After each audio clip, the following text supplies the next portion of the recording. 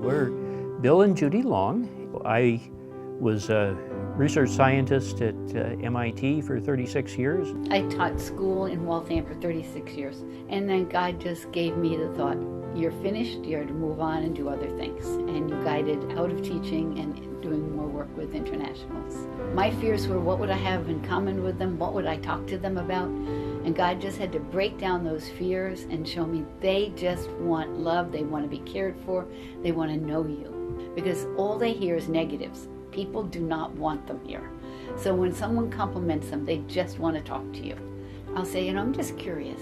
Have you ever been to an American's home? And most of them will say never. And so I'd say, hey, we love to have internationals at our house, and we would love to have you over sometime for dinner if you want to just visit an American home. And usually we do dinners, because dinners you can just sit and talk over dinner, and people love food.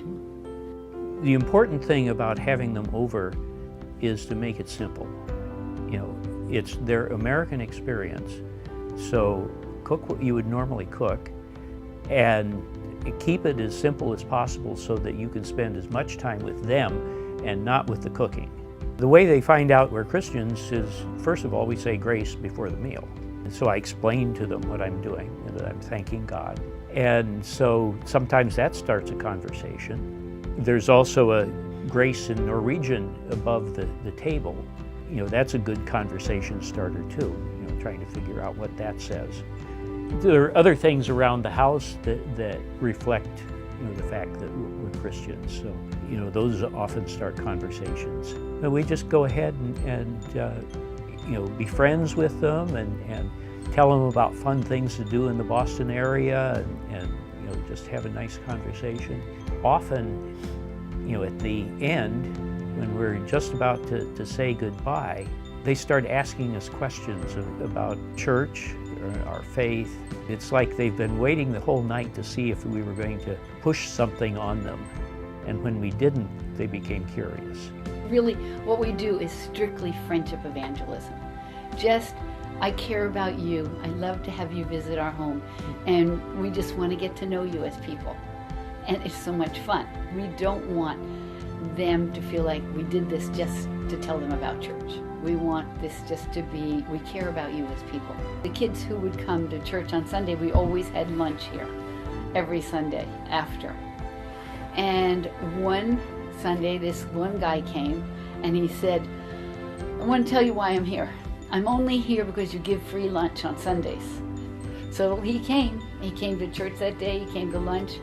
We saw him in church and he was crying.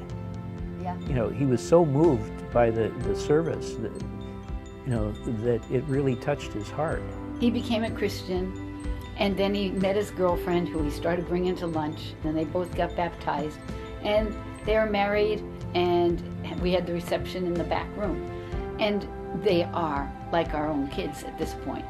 And it's just so beautiful because they are so excited about Jesus, and they have seen so many miracles where God has shown them this is real. The only events that we sort of plan are things that I think are really fun, and that's having Thanksgiving dinner, having Christmas dinner, and having Easter dinner.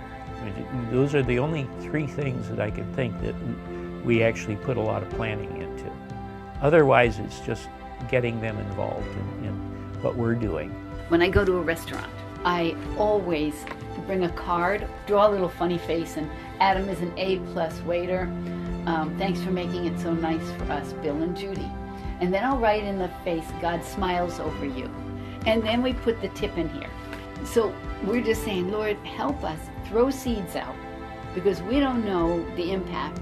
You're just saying, open our eyes, open our ears to be your hands and feet wherever we go.